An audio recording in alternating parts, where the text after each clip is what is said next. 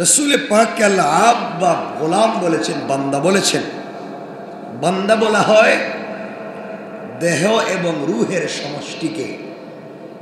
বান্দা বলে দেহ এবং রুহের সমষ্টিকে বলা হয় বান্দা। শুধু বডিকে বান্দা বলে না, শুধু রুহকেও বান্দা বলে না, কারণ দেহ ছাড়া শুধু রুহের বন্দগি করার ক্ষমতা নাই। দেহ নাই, রুহ আছে, কি দিয়ে বন্দগি করব? করা যাবে? বলেন না। রুহ আছে, হাত পাও নাই, নাক কান চোখ মুখ নাই, সে বন্দগি করতে পারবে? আর হাত পা আছে, বডি আছে, কিন্তু রুহ নাই, হাত পা কোন ইবাদত করতে পারবে? সবাই বলেন না পারবে? পারবে। সুতরাং বোঝা গেল এই পৃথিবীতে একমাত্র কেবলমাত্র শুধুমাত্র আল্লাহ রসুলে পাককে আব্দ বা বান্দা বলেছেন। এর অর্থ হলো রসুলে পাককে সফর করিয়েছেন শুধু রুহানি ভাবে আর দেহ সহ। তাহলে বোঝা গেল রসুল সফর করেছেন বডি নিয়া। কি নিয়া? বডি নিয়া। এই আয়াতে আল্লাহ তাআলা রসুলে পাককে মক্কা শরীফের মসজিদুল হারাম থেকে ফিলিস্তিনের বাইতুল মুকাদ্দাস পর্যন্ত মুহূর্তের মধ্যেই সশরীরে ভ্রমণের কথা কোরআন জানিয়েছে। কে জানিয়েছে? সবাই বলেন। এবং 7 মহাকাশ ভেদ করে সিদরাতুল মুনতাহা পর্যন্ত ভ্রমণের প্রতি ইশারা করা হয়েছে। আপনারা এই পৃথিবীতে যত মহাকাশ যাত্রী আর নবযাত্রীর কথা শুনেছেন, কেউ কিন্তু 7 মহাকাশ ভেদ করে সিদরাতুল মুনতাহায় গিয়েছে, আরশে মুআল্লায় গিয়েছে, এমন ইতিহাস শুনেছেন? তাহলে পৃথিবীর শ্রেষ্ঠ সফল নভোচারী আমাদের কলিজার টুকরা প্রিয় রাসূল সাল্লাল্লাহু আলাইহি ওয়াসাল্লাম 7 মহাকাশ ভেদ করে সিদরাতুল মুনতাহা পর্যন্ত গিয়েছিলেন। একথা এই আয়াতে না থাকলেও কোরআনে কারীমের 53 নম্বর সূরা সূরা নজমের 13 থেকে 15 নম্বর আয়াতে একথা বলা আছে। রব বলেছেন, ওয়ালাকাদ রাআহু নাজলাতান উখরা ইনদা সিদরাতিল মুনতাহা ইনদাহা জান্নাতুল মাওয়া। রাসূলকে আল্লাহ বলেছেন নিশ্চয় সে মানে মুহাম্মদ সাল্লাল্লাহু আলাইহি সাল্লাম তাকে অর্থাৎ জিবরাইলকে আরেকবার সশরীরে দেখেছিল পৃথিবীর শেষ প্রান্তের বড়ই কুল বৃক্ষের কাছে। অর্থাৎ রাসূল সাল্লাল্লাহু আলাইহি ওয়াসাল্লাম জিবরাইলকে সরাসরি দেখেছিলেন, সশরীরে দেখেছিলেন। কোথায়? পৃথিবীর শেষ প্রান্তরে যে কুল গাছ, বড়ই গাছ, এই বড়ই গাছের কাছে রাসূল জিবরিল আমিনকে সরাসরি দেখেছেন। সবাই বলেন সুবহানাল্লাহ। আল্লাহ বলছেন ইনদাহা জান্নাতুল মাওয়া, আর এর পাশেই রয়েছে আমার জান্নাতুল মাওয়া। তাহলে জান্নাত মাটির নিচে না উপরে? বললেন না? সিদরাতুল মুনতাহা মাটির নিচে না উপরে? সবাই বলেন। জান্নাত নিচে না উপরে? উপরে। আল্লাহ বলছেন জান্নাত উপরে। ইনদাহা সিদরাতুল মুনতাহা বলেছেন ইনদাহা জান্নাতুল মাওয়া, যেখানে সিদরাতুল মুনতাহা এর কাছেই জান্নাতুল মাওয়া। সিদরাতুল মুনতাহা নিচে না উপরে? 7 আসমানের উপর প্রান্তে পিঠের উপরে এক বিশাল কুল বৃক্ষ আছে, বড়ই গাছ, তার কাছে আছে জান্নাতুল মাওয়া। সেখানে অবস্থানকালে রাসূল পাক সাল্লাল্লাহু আলাইহি ওয়াসাল্লাম সিদরাতুল মুনতাহার কাছে জিব্রাইলকে আরেকবার সশরীরে দেখেছেন। খুব মনোযোগ দিয়ে শুনবেন। দেখা তখনই সম্ভব হয় যখন দর্শক এবং দর্শিত বস্তু এক স্থানে হয়। যে আমি এবং আপনারা এক জায়গায়, আমি আপনাদেরকে দেখতেছি, আপনারা আমাকে দেখতেছেন, নাকি না দেখতেছেন? না, কথা বললেন না কেন? আমি দেখতেছি, আমি চিটাগাঙ্গে, আপনারা নারিন্দায়, দেখা যাবে? সম্ভাবনা আছে? নাই? আপনারা বলেন তো, এখন মিডিয়ার কল্যাণে দেখতে পারবেন? তো এটা তো মিডিয়ার কল্যাণে সশরীরে দেখার সম্ভাবনা নেই, সশরীরের কথা বলতেছি। সুতরাং জিবরিল আমিনকে রাসূল সরাসরি দেখেছেন। কোথায়? সিদরাতুল মুনতাহায়। তাহলে বোঝা গেল দর্শক এবং যে জিনিস দেখছেন এটা এক জায়গায় ছিল। তাহলে বোঝা গেল রাসূল ওখানে ছিলেন, রাসূল ওখানে অর্থাৎ গিয়েছিলেন। জিবরাইল ছিলেন আর রাসূল গিয়েছিলেন। সুবহানাল্লাহ বলেন।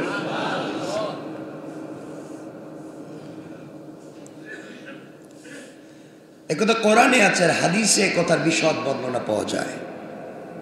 খুব সংক্ষেপে শুনবেন।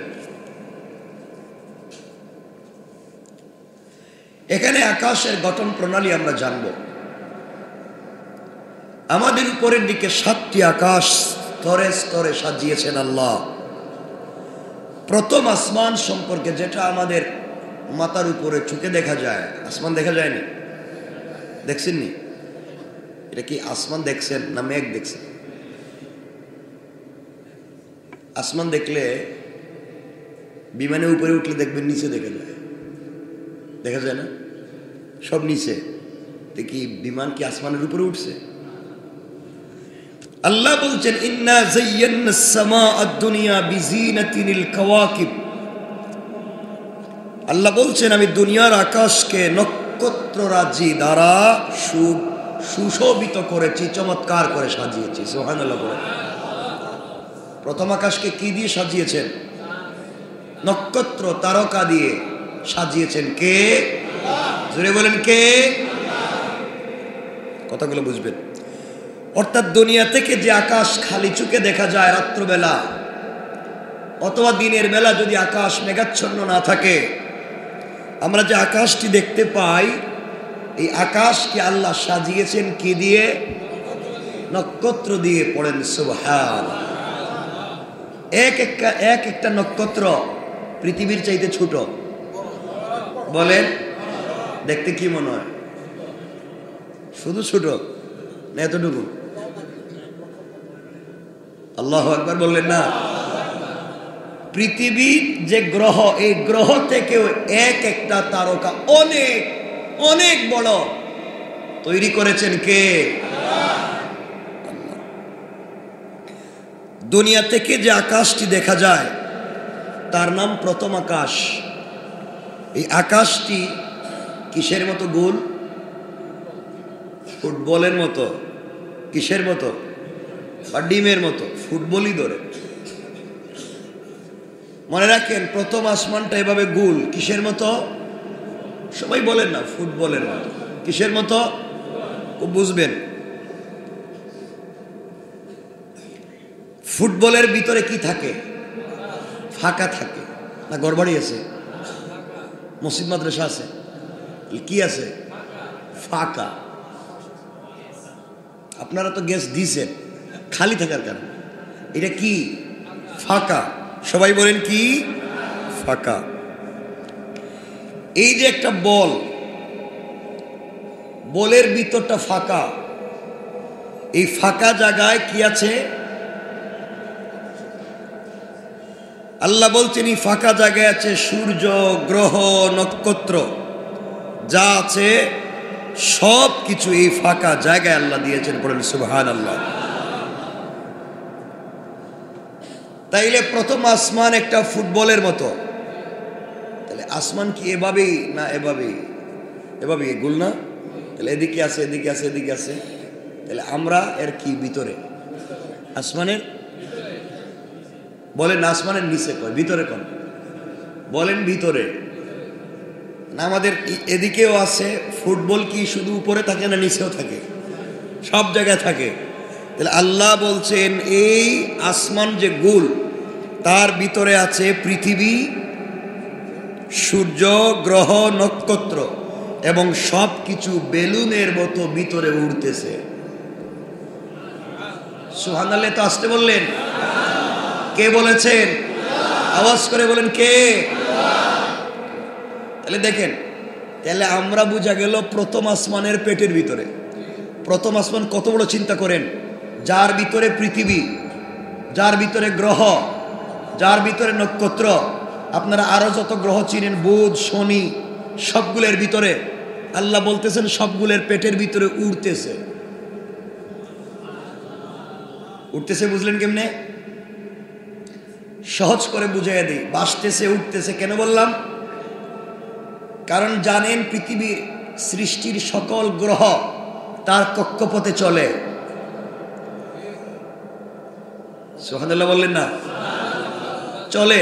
তাহলে পৃথিবী একটা গ্রহ, পৃথিবী একটা, সে চলে না? চলে না?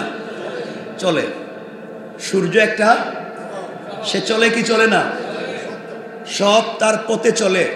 যদি কোনো সময় পথের মধ্যে ভুল হয়ে যায় বা হঠাৎ পথ থেকে সরে যায়, তখনই সূর্যগ্রহণ হয়, তখনই চন্দ্রগ্রহণ হয়। আমরা বলি সূর্য গ্রাস করে ফেলেছে, চন্দ্র গ্রাস করে ফেলেছে, অর্থাৎ তার রাস্তা ভুল করেছে। আল্লাহু আকবার বলেন। আর সে যখন রাস্তা ভুল করে ফেলে তখনই কিয়ামত হয়ে যেতে পারে। ভুল করে যদি সঠিক পথে না আসে তখনই সংঘর্ষ হয়ে যায়, তখনই কিয়ামত হয়ে যাবে। আল্লাহু আকবার বলেন। এই যে সে বলেছে সবগুলা ভাসে, আমরাও বলছি সবগুলা ভাসে। কোরআনে কারিমে রব বলছেন ওয়াশ-শামসু তাজরি লিমুস্তাকাররিল লাহা। তাজরি মানে জারি হয়, জারি হয়। তাজরি বলা হয় নদীতে ভাসে যেটা। আল্লাহ বলছেন ওয়াশ-শামসু তাজরি লিমুস্তাকাররিল লাহা, সূর্য তার কক্ষপথে নৌকার মতো ভাসে। আল্লাহু আকবার। কে বলেছেন? আরো জোরে বলেন কে? আর বর্ণনা করতেছেন কে? মুহাম্মদুর রাসূলুল্লাহ। তাহলে পৃথিবীর সবথেকে বড় বিজ্ঞানীর নাম কি? বলেন বিশ্বনবী। বলেন পৃথিবীর মহাবিজ্ঞানীর নাম কি? বিশ্বনবী। আর তাকে বিজ্ঞান শিক্ষা দিয়েছেন স্বয়ং আল্লাহ। আল্লাহু আকবার বলেন। এখানে কোনো ভুল নাই, কোরআনকে শিখো। তাহলে পৃথিবী একটা গোল বস্তু, এই আসমান একটা গোল বস্তু, এর ভিতরে আছে গ্রহ, নক্ষত্র, পৃথিবী, সূর্য বলতে যা আছে সব। এই জন্যই আমরা বলে থাকি পৃথিবীর চারিদিকে সব থেকে বেশি পানি কি? পানি না? পৃথিবীর নিচে কি? পানি না? পানি, পানি। সব পানির উপরে ভাসতেছে। আল্লাহ যে বলছেন সব ভাসতেছে, উড়তেছে, তাহলে পানি আছে না নাই?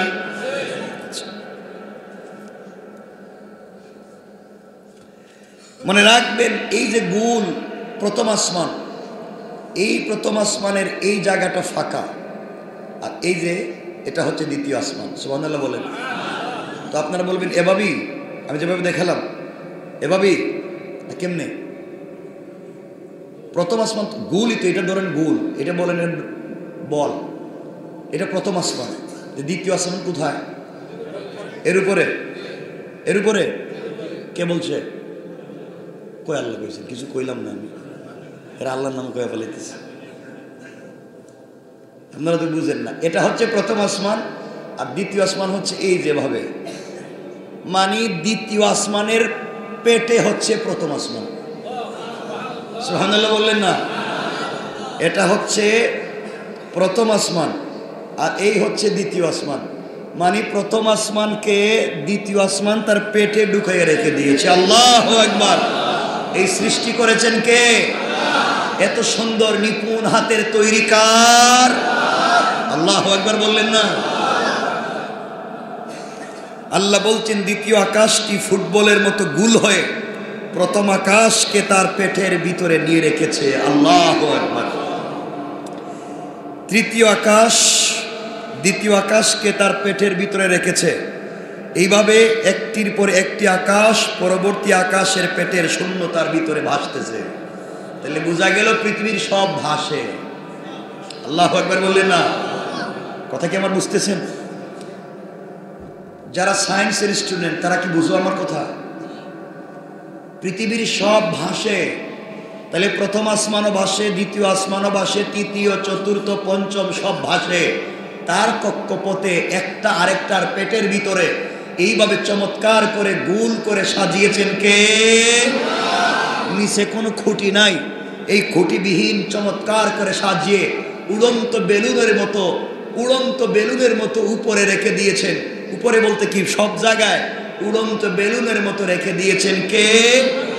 তার নাম কে? তিনি আমাদের কি?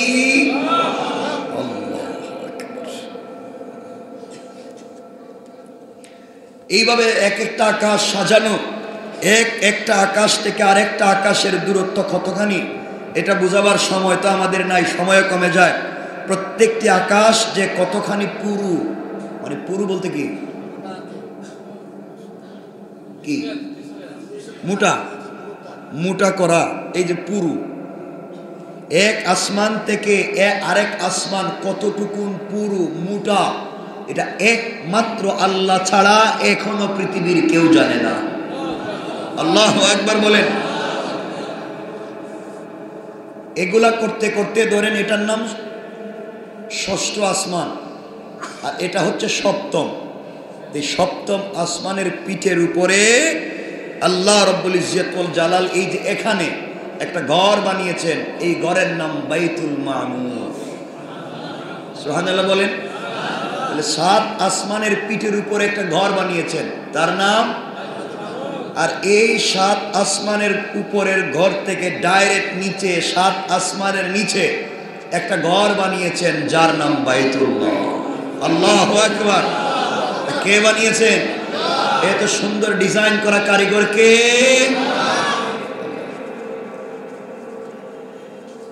আসমানের উপরে 7 আসমানের উপরে যে বাইতুল মামুর, এখানে ফেরেশতারা তওয়াফ করে। আল্লাহর রাসূল বলেছেন, যেই ফেরেশতারা পৃথিবীতে, যেই ফেরেশতারা তার কিয়ামতের আগে জিন্দেগিতে একবার তওয়াফ করেছে, কিয়ামতের আগে আরেকবার তওয়াফ করার সুযোগ পাবে না। এর অর্থ হলো প্রতিদিন কোটি কোটি ফেরেশতারা তওয়াফ করতেছে, তার ঘুরতে আছে। সেই তওয়াফ শেষ হয়ে আরেকবার যে আসবে, এতে হাজার হাজার বছর চলে যাবে, কিয়ামত হয়ে যাবে, দ্বিতীয়বার সুযোগ পাবে না। আল্লাহ বলেন, এত এত রহমতের ফেরেশতা আমি তৈরি করে রেখেছি। পড়েন সুবহানাল্লাহ।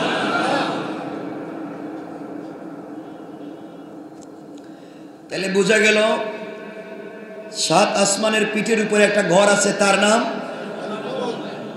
ডিম। যেটা এটার একটা মাথা আছে না? নাই। বলের কি যে কোনো একটা সাইড আছে না? আল্লাহ রব্বুল ইজ্জত ওয়াল জালাল বলছেন, একটা পার্শ্বে অর্থাৎ বলের শেষ প্রান্তরে আল্লাহ একটা গাছ লাগাইছেন। এই গাছের নাম কুল গাছ, বড়ই গাছই বলেন, কুল গাছ। সেটা একটা পাতা হাতির কানের চাইতেও মোটা। এটা আসতে বললেন সুবহানাল্লাহ। আর একটা বড়ই 10 থেকে 70 মণ ওজন। সুবহানাল্লাহ বলেন। আল্লাহ বলেন, খাবেন কেমনে কইতেছে? সব খাইবেন, 5টা 10টা খাইতে পারবেন। সুবহানাল্লাহ বললেন না? রুচি হবে না তখন গ্যাস্ট্রিক থাকবে না, খাবারের প্রতি রুচি কম থাকবে না। শুধু আপনি কষ্ট করে খাইতে হবে না, দুনিয়ায় কষ্ট করেন, আখেরাতে আল্লাহ নিজে খাওয়াবেন। সুবহানাল্লাহ বলেন না? আল্লাহু আকবার বলেন। আপনার কত স্বপ্ন ছিল বাড়িতে একটা ডুপ্লেক্স, ঢাকা শহরে একটা ডুপ্লেক্স বাড়ি বানাইবেন। আল্লাহ বলেন, তুই ডুপ্লেক্স বানাবে, আমি এমন একটা ঘর বানাইয়া দিব, তুই ডুপ্লেক্স থ্রিপ্লেক্স কি কস? এর উপরে কোনো ডিজিটালই হতে পারে না। তুই যে তালাই বস, আসমান দেখা যাবে। সুবহানাল্লাহ বললেন না? আল্লাহ বলেন, আমি যে ঘর বানাইছি, আমি যে ঘরগুলো আমার গোলামের জন্য জান্নাতে বানিয়ে রেখেছি, এগুলা কিন্তু স্প্রিং এই মাটির উপরে না, আমি সাগরে জান্নাতের ফিরদাউসের ভিতরে সাগরের মাঝখানে বিল্ডিং বানাইছি। তা আপনারা মনে করবেন ভূমিকম্প হইল, এখানে ভূমিকম্প হইব? কথা বলেন না কেন? এখানে ঘর বানাইছেন স্প্রিং এর উপরে, আপনার ৬,৬৬৬ তালা যে বিল্ডিং দিছেন, আপনি বিল্ডিং এ বসে থাকবেন, বিল্ডিং এ গেবে হেলাধুলা করবে। আল্লাহু আকবার বলেন না। আপনার বিল্ডিং এ সুইমিং পুল আছে, আপনার লাগে না এটা? না, আপনাদের নাই মনে চিন্তা করা যে আমার একটা সুইমিং পুল থাকতো যদি কত ভালো হইতো বাসায়। আল্লাহ বলেন বাসায় সুইমিং পুল আছে, সুবহানাল্লাহ বলেন না। চিড়িয়াখানাও আছে, সুবহানাল্লাহ বলেন না। নিজস্ব মার্কেট আছে, নিজস্ব বাগান আছে। পৃথিবীতে আল্লাহ যত প্রাণী সৃষ্টি করেছেন, পাখি, সব আপনার এই বাগানে আছে। সুবহানাল্লাহ, আল্লাহু আকবার বলেন। পৃথিবীতে যত ফলের বাগান আছে সব এখানে আছে। কিন্তু পৃথিবীতে আম যদি খান তাহলে কাঁঠালের স্বাদ পাইবেন, কথা কয় না? লিচু খাইলে কমলার স্বাদ পাইবেন, আঙ্গুর খাইলে আপেলের স্বাদ পাইবেন। আল্লাহ বলছেন আমার বান্দা যখন জান্নাতে একটা ফলের মধ্যে মুখ লাগাবে তখন কমপক্ষে ৭০,০০০ ফলের স্বাদ পেয়ে যাবে। আল্লাহু আকবার। সব তৈরি করেছেন কে? তো আপনি চিন্তা করতেছেন আমার তো ভাল লাগে না, আমি অলস, আমি গাছ থেকে পাইড়া খাবো, এটা আমার দ্বারা সম্ভব না।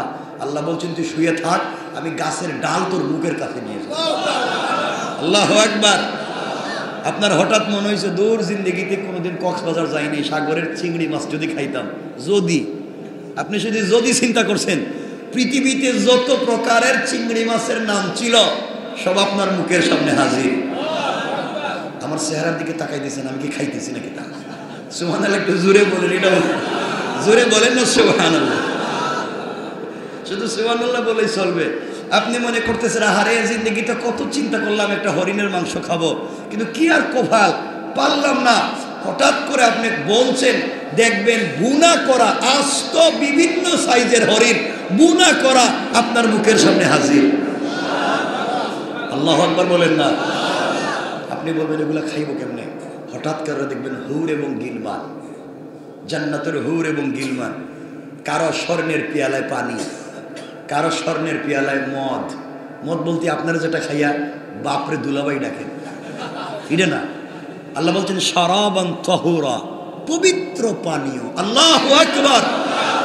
যা খাইলে খারাপ লাগে না, বরং আরো ভালো লাগে। আল্লাহু আকবার।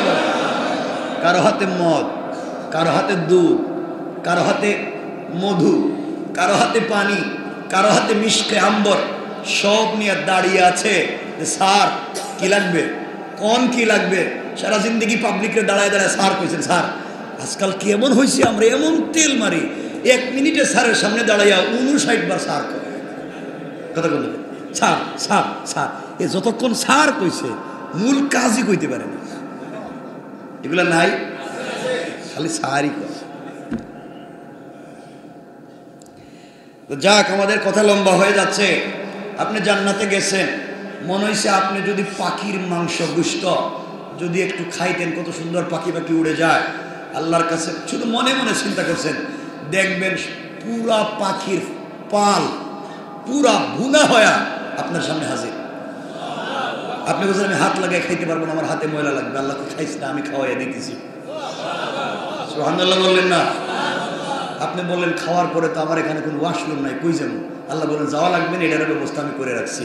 তুই যদি সব খায়া ফেলাস, একটা ডেকুর দিবে, সব ঠিক হয়ে যাবে। সুবহানাল্লাহ বললেন। আপনারা বলবেন আমাদের গ্যাস যদি তাকে পেটে, ডেকুর দিলে তো দুর্গন্ধ হয়, কি জানি কি হয়ে যায়। আল্লাহ বলছেন না রে, তোর একটা ডেকুরে জান্নাতুল ফিরদাউসের মিষ্টি আম্বরের গ্রাম বের হয়ে যাবে। যাক, কথা অন্যদিকে চলে যাচ্ছে, আমরা সহজ করে বলি। এই জন্য জান্নাতে যেতে চাই, সবাই বলেন চাই। এই জন্য নামাজ ছেড়ে দিতে হইব না, 5 ওয়াক্ত পড়া লাগবে, শুধু 5 ওয়াক্ত সব। যাই হোক, তাইলে কথাগুলো পরিষ্কার। আল্লাহ বলছেন 7 আসমানের উপরে বাইতুল মামুর, এর পাশে সিদরাতুল মুনতাহা, আর এর পাশে কি? জান্নাত। ইনদাহা জান্নাতুল মাওয়া। তাইলে জান্নাত 7 আসমানের নিচে না উপরে? পরিষ্কার কি পরিষ্কার না? সন্দেহ আছে? কারো সন্দেহ আছে? সন্দেহ হইতেছে যে মরলাম গুরুস্থানে, এটা উপরে গেল কেমনি? সন্দেহ হইতেছে না? ওইতেছে কয় না, কিন্তু কইলে তো আমি বুঝাই দিতাম। মনে মনে মনে মনে হইতেছে কে রে? মনে মনে তো সব বই পাল্টাই দিতেছে। মনে মনে ছেলেরা মেয়ে যাইতেছে, মনে মনে কোনো সুযোগ নেই, সব বাস্তবে। আমার বন্ধুগণ, কথা লম্বা হচ্ছে। এইভাবে আল্লাহ রাব্বুল ইজ্জত ওয়াল জালাল নবুয়তের দ্বাদশ বৎসরে রাসূল পাক সাল্লাল্লাহু আলাইহি ওয়াসাল্লামের কে ইন্তেকাল করলেন? কথা নেই, স্ত্রী, চাচা সব ইন্তেকাল করেছে। রাসূল পাক সাল্লাল্লাহু আলাইহি ওয়াসাল্লামের দাদা ইন্তেকাল করলেন। দাদা ইন্তেকালের পরে রসুলকে লালন পালন করলেন রসুলের চাচা আবু তালেব, আলীর আব্বা। রসুল বড় হতে লাগলেন। তিনি বিয়েও করেছিলেন। খাদিজার স্নেহ, মমতা, ভালোবাসায় তিনি বড় হতে লাগলেন। রসুলের বয়স যখন 25, তখন খাদিজার বয়স কত? আর বাংলাদেশে দেখবেন বয়স 18, বিয়ে করছে 92 বছরের বেড়ারে আছেন। আর এখন বইও লেখে। আহারে, মানুষ পড়ালেখা করে পিএইচডি করেও বই লিখতে পারে না। এখন দেখবেন হে আকাম কুকাম করছে, হেও বই লেখে, এটাও চলে। ঠিক কিনা? আমাদের রুচিবোধ কোথায় চলে গেছে? আল্লাহ মাফ করুক, বলেন আমিন। যাক, তাহলে বলতে চাইলাম রাসূল সাল্লাল্লাহু আলাইহি ওয়াসাল্লাম যেই বছর মেরাজে যাবেন, এই বছর চাচা ইন্তেকাল করেছেন। চাচা ইন্তেকালের কয়েকদিন পরে নিজের স্ত্রী, কলিজার টুকরা স্ত্রী, যিনি ছিলেন মক্কার সবথেকে বড় ধনী এবং ব্যবসায়ী, সুবহানাল্লাহ বলেন না, নবীজির স্ত্রী ব্যবসা করছেন। কারণ হুজুরের বউ ব্যবসা করলে সমস্যা কি? হুজুর ব্যবসা করলে কয় হুজুরের কোনো ইলম নাই, ব্যবসা করতে গেছে কেন? রসুলের স্ত্রী ব্যবসা করেছেন এবং মক্কার সবথেকে বড় সফল ব্যবসায়ী ছিলেন, সুবহানাল্লাহ বললেন না। এবং রসুলও নিজের স্ত্রীর ব্যবসার ম্যানেজার ছিলেন, সুবহানাল্লাহ বললেন না। আর ওই ব্যবসা করতে গিয়ে খাদিজা আমানতদারির প্রমাণ পাইলেন রসুলের কাছে। এরপরে তিনি নিজে বিয়ের প্রস্তাব দিলেন। এত আসতে বললেন। এজন্য আজকালকে বিভিন্ন অফিস আদালতে যারা জব করে, তারা তাদের বসকে আমানতদারি দেখাইয়া চলতে পারতো, কিন্তু 2-4 দিন থাইকেই দেখবেন বেচারার মেয়েরে নিয়ে পলায়ন করছে কক্সবাজার। এটা তো ঠিক না। আপনি আমানতদারি রক্ষা করবেন, আপনাকে ইনসাফ এবং আমানতদারি রক্ষা করতে হবে। রাসূল পাক সাল্লাল্লাহু আলাইহি ওয়াসাল্লাম স্ত্রীও মারা গেলেন, আর কে মারা গেছে? এর চাইতে বেশি কষ্ট পান নাই। এর কয়েকদিন পরে চিন্তা করলেন মক্কায় থাইকা কোনো লাভ নাই, কারণ মক্কার মানুষ আমাকে মাইরে ফেলাবে। গড়ে আসলে খাদিজা, কাফেররা ভয়ে কথা বলতো না, কারণ মক্কার কাফেররা খাদিজার পয়সা দিয়ে ব্যবসা করত, সুবহানাল্লাহ বললেন। আর এখন যদি খাদিজা নাই আমারে মেরে ফেলবে, নবীজি চিন্তা করলেন চাচাও নাই, বাইরে গেলে আমি চলে যাই নানার বাড়ি। কোথায়? নানার বাড়ি কোথায়? তায়েফে।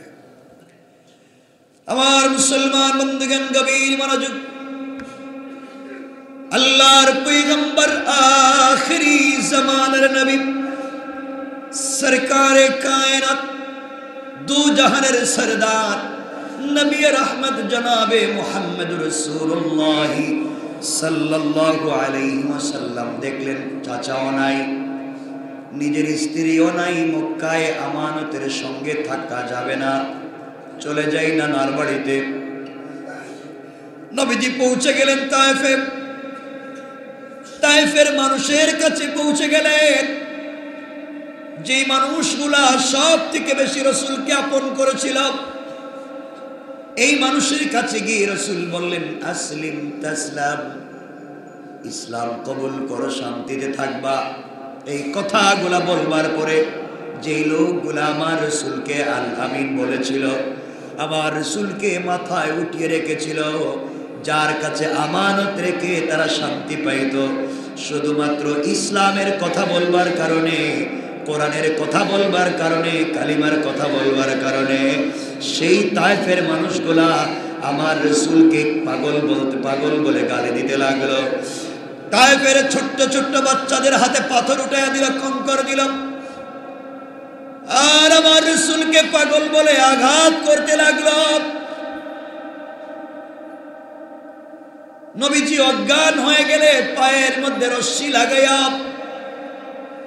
উত্তপ্ত বালির উপরে বিশ্ব নবীকে টানতে লাগলো।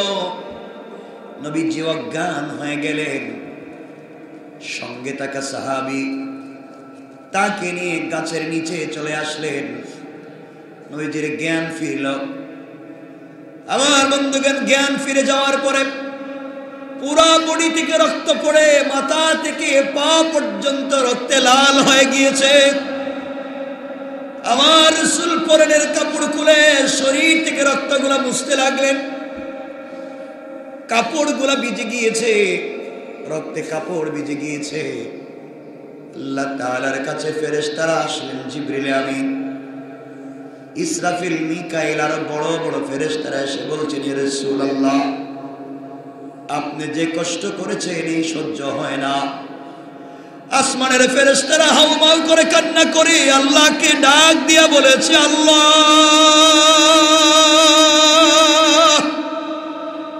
যাকে উপলক্ষ করে আপনি সব সাজিয়েছেন, বন্ধুর সামনে বন্ধু নির্যাতনের শিকার হয়, আল্লাহ তোমার কি একটু কষ্ট লাগে না?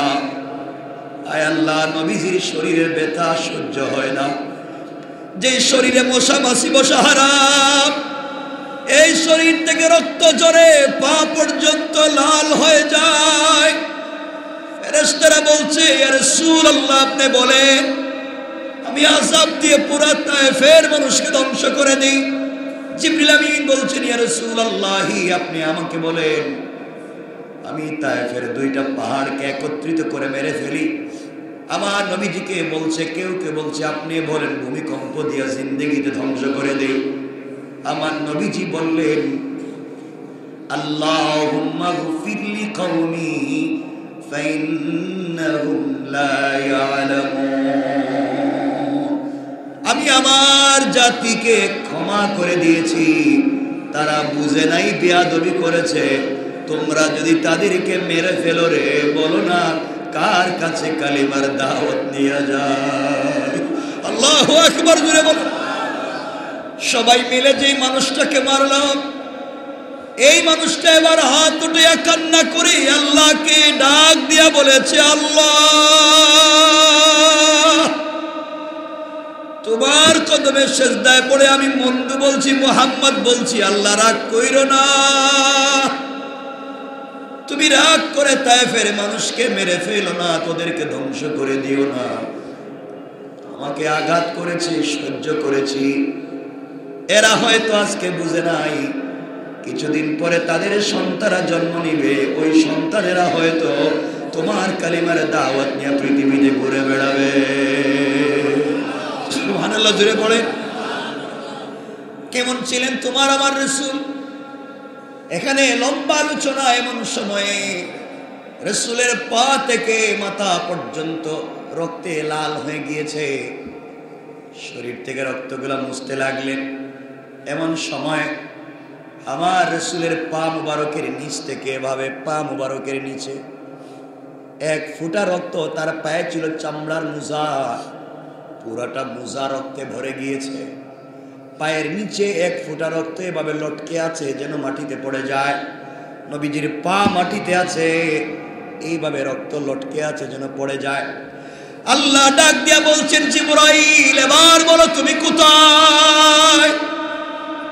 জিবরাইল বলছেন, আল্লাহ, আমি সিদরাতুল মুনতাহায়।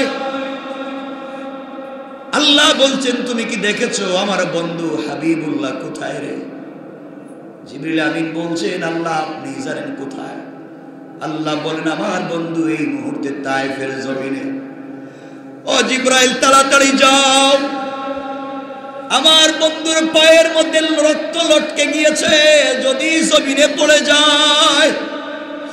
এতক্ষণ সহ্য করেছি, বন্ধুর রক্ত যদি মাটিতে পড়ে যায় কাউকে বাঁচাইয়া রাখবো না জিবরাইল, তোমারেও না। আল্লাহু আকবার। পুরা দুনিয়া ধ্বংস করে দিব, সব সহ্য করতে পারছি, বন্ধুর রক্ত মাটিতে পড়তে দেওয়া যাবে না। আল্লাহর কাছে তায়েফের মাটির জবান খুলে গেছে, তায়েফের মাটি কান্না করে বলছে আল্লাহ। তায়েফের মাটি চিৎকার করে ডাক দিয়ে বলেছে আল্লাহ সব সহ্য করতে পারি, কিন্তু হাবিবের রক্ত যদি আমার জমিনে পড়ে যায় সহ্য হবে না, সবগুলারে আমি ধ্বংস করে দিব আল্লাহ। জিবরিল আমিন বলছেন আল্লাহ তাআলা আমি কেমনে তো দূর যাব? জিবরাইল বললেন আমি সিদরাতুল মুনতাহায়, ওই জায়গা থেকে আমার 600 নূরের ডানা দিয়ে আমি টান দিলাম, তায়েফের মাটিতে এসে দেখি রাসূলের পা মুবারক থেকে রক্তের ফোঁটা পড়ে গিয়েছে, কোনো জমিনে লাগে নাই। জমিনে লাগার আগে আগে আমি আমার নূরের পরটা বিছাইয়া দিয়েছি। আল্লাহু আকবার বলে। আমার বন্ধুগণ এখানে লম্বা কথা, রাসূল সাল্লাল্লাহু আলাইহি ওয়াসাল্লাম ওখান থেকে আসলেন, চিন্তা করলেন কোথায় যাব। আমার বন্ধুগণ নবুয়তের 12 বছরের 26 রজব দিবাগত রাতে অথবা অন্য রাত, অনেকগুলা মতভেদ আছে, অধিকাংশ মত 26 রজব দিবাগত রাতে তার ঘনিষ্ঠ আতিয়া উম্মে হানির ঘরে তিনি ঘুমন্ত ছিলেন। আহারে, যেই মানুষটা এত কষ্ট করছে, মানুষজন একা হয় তার দুঃখের কথা মনে হয়।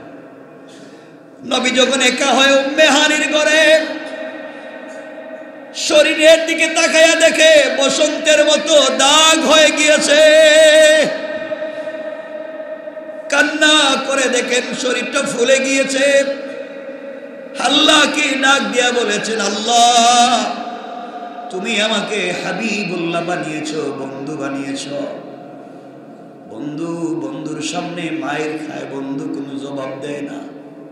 কেমন বন্ধু? আল্লাহ এই বৎসরে তুমি আমার চাচাকেও নিয়ে গেলা, এই বৎসরে আমার স্ত্রীকেও নিয়ে গেলা, এই কষ্ট আমার সহ্য হয় না। আবার আমি তায়েফের মানুষ আমাকে আঘাত করলো, কার কাছে বলবো? কে আমার কথাগুলা শুনবে? পৃথিবীতে কেউ নাই। আল্লাহ রাব্বুল ইজ্জত ওয়াল জালাল বুঝাতে চাইলেন বন্ধুর পরিচয় বিপদে পড়ে গেলে বন্ধু সান্ত্বনা দেয়, তার নাম বন্ধু।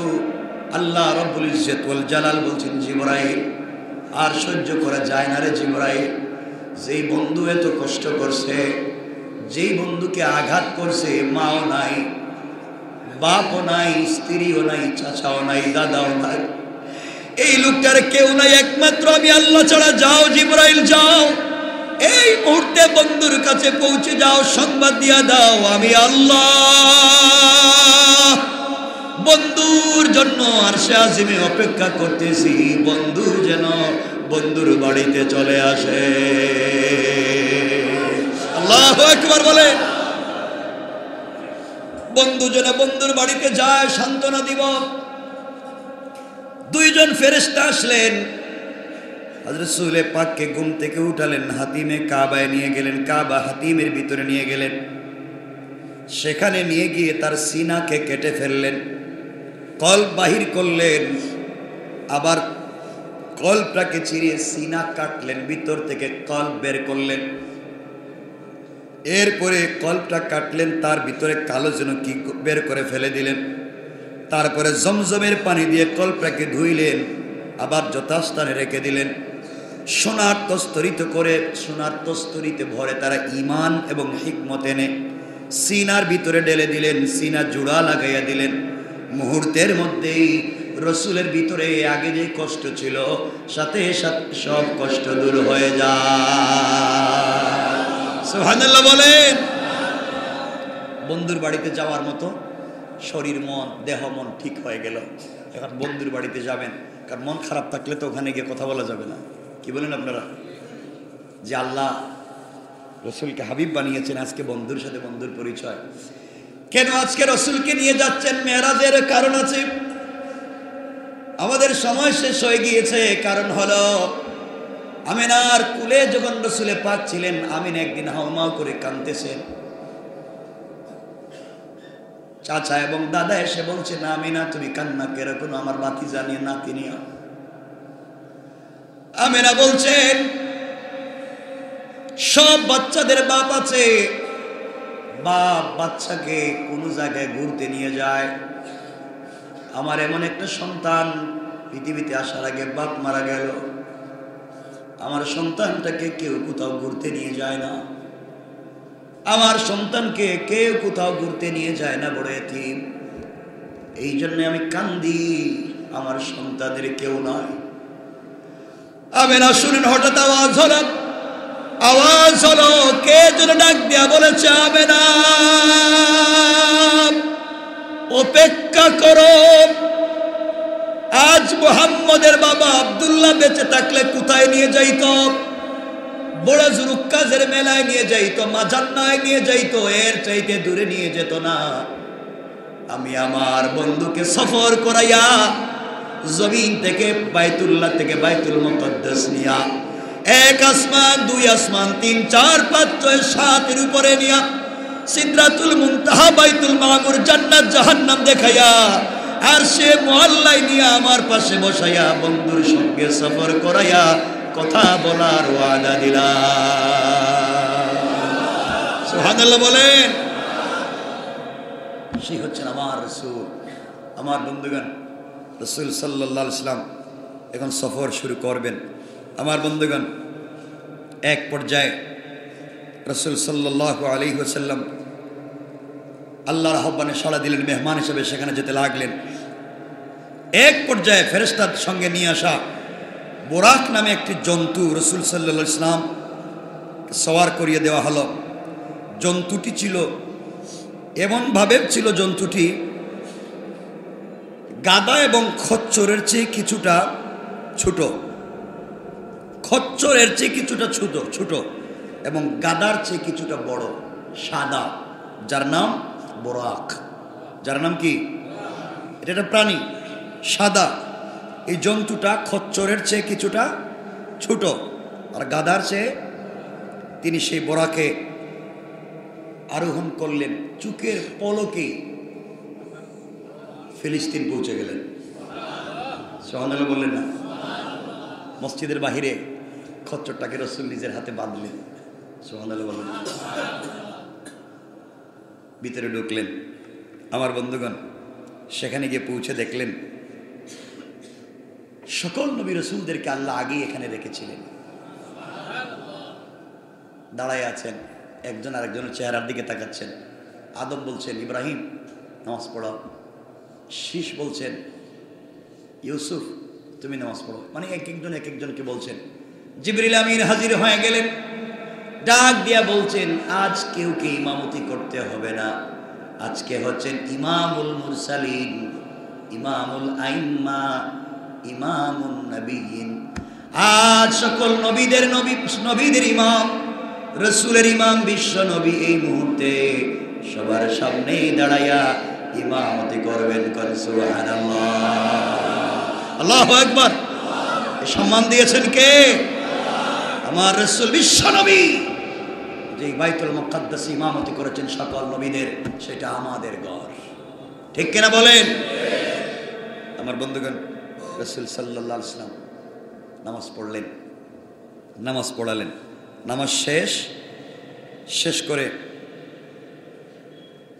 আবার তিনি একটা বোরাকে করে আবার তিনি সফর শুরু করতে লাগলেন। সঙ্গে জিবরিল আমিন এবং কেউ বলেছেন মিকাইল, দুইজন ফেরেশতা। রাসূল সাল্লাল্লাহু আলাইহি ওয়াসাল্লাম সিঁড়ির মতো এই আকাশযান ফেরেশতাদের সঙ্গে দুনিয়া থেকে আকাশের দিকে যেতে লাগলেন। পড়েন সুবহানাল্লাহ। ফেরেশতাদের সঙ্গে রাসূল প্রথম আসমানে গেলেন। প্রথম আসমানে যাওয়ার পরে জিবরিল আমিন দরজা নক করে বলছেন, কে? দরজাটা খোলো, ভিতরে ঢুকতে চাই। প্রহরীরা বলছে, আপনি কে? আমি তো জিব্রাইল, আমার সাথে মিকাইল। বেয়াদবি মাফ করবেন, রাস্তা বন্ধ, পাহারাদারি করতেছি। কেন? যেদিন থেকে আসমান সৃষ্টি হয়েছে ওই দিন থেকে আল্লাহ আসমানের প্রথম দরওয়াজা থেকে একবারে বাইতুল মামুর সিদরাতুল মুনতাহা পর্যন্ত লাল গালিচা দিয়া ডিজাইন করে সংবর্ধনার রাস্তা করে জান্নাতুল ফিরদাউস থেকে কাঁচা ফুল এনে চমৎকার লাইটিং করে আল্লাহ রেখে দিয়েছেন। এই রাস্তায় দরজা খুলে দেওয়া যাবে না। এই রাস্তা দিয়া আল্লাহর প্রিয় বন্ধু হাবিবুল্লাহ বিশ্বনবী আল্লাহর সঙ্গে দেখা করতে যাবেন, এই জন্য পাহারাদারি করতেছি। আল্লাহু আকবার। জিবরিল আমিন বলছেন, তোমরা যার জন্য অপেক্ষা করো তিনি আমার সাথে। ফেরেশতারা লোভ সামলাইতে পারলেন না, যারে দিয়ে এত কিছু তারে দেখা তো লাগবে। দরজা খুলে দিলেন, আহলান সাহলান জানাইয়া দিলেন। রাসূল উঠে আসমানের গেটের দিকে এভাবে তাকাইতেছে, এদিকে তাকাইতেছে। হঠাৎ যদি আপনি গ্রাম থেকে ধরেন, কেউ খারাপ পাইয়েন না, একবার অজপড়া গ্রায় থেকে আমাদের একজন লোক মতিঝিলে এসে এখন কি তারে হিরে এত উৎসাহ এগুলো কি দেখে যায়, এত বিল্ডিং থেকে এগুলো আমাদের গ্রামে তো এগুলো নাই, এত উৎসাহ কি দেখবেন, টুপি পড়ে যাবে এমন উঁচা বিল্ডিং আছে না। আপনি উন্নত কান্ট্রিতে গেলে তো আরো উঁচা দেখবেন। তা আমার বন্ধুগান রাসূল এভাবে তাকাচ্ছেন, কি তারে কই এলাম, ভাঙ্গা করেছিলাম, কত মাইল খাইলাম, আমার কই আনছে, তাকাচ্ছেন। হঠাৎ মুসকি মুসকি হাসতেছেন। জিবরাইল পিছন থেকে বলছেন, ইয়া রাসূলুল্লাহ হাসেন কেন? আপনারা কাঁদতেছিলেন, আপনারা কান্নারত অবস্থায় আনছে। জিবরাইল হাসবো না, কি করব? আল্লাহ যে আমার এত ভালোবাসে এটা কি আমি জানতাম? আমি তো বুঝতেই পারি না বন্ধু যে আমার এত ভালোবাসে। কই কি দেখছেন? কই আয় দেখ, জান্নাত আসমানের প্রথম গেটে যত ডিজাইন করছেন আল্লাহ, সকল ডিজাইন করছেন আমি মুহাম্মদের নাম দিয়ে। আল্লাহু আকবার। কত ভালোবাসা। আল্লাহ বলছেন, বন্ধু তোমাকে ভালোবাসি। সুবহানাল্লাহ বললেন না? ওয়া রাফা'না লাকা যিকরাক, তোমার কত সম্মান আমার কাছে, এখানেই থাক। আর 12:30 1:30 হয়ে গেছে। ইন্না লিল্লাহ, 5-7 মিনিট বেশি হয়ে গেছে, আর দরকার নেই, লম্বা হয়ে গেছে। মাত্র প্রথম আসমান, এখানেই থাক। এখন প্রথম আসমানে রাসূলের সঙ্গে দেখা হয়েছে কার? আল্লাহর নাকি দেখা হয়েছে? আল্লাহ কি প্রথম আসমানে বসে রয়েছে নাকি? কার সাথে? আদম আলাইহিস সালামের সাথে। এই দেখা হইতে থাকুক, আমরা রাখতে দিলাম। ছেলের সাথে বাপের দেখা, প্রথম বাপের সাথে দেখা না, মহব্বত কম না বেশি? বেশি। এখানেই থাক আজকে।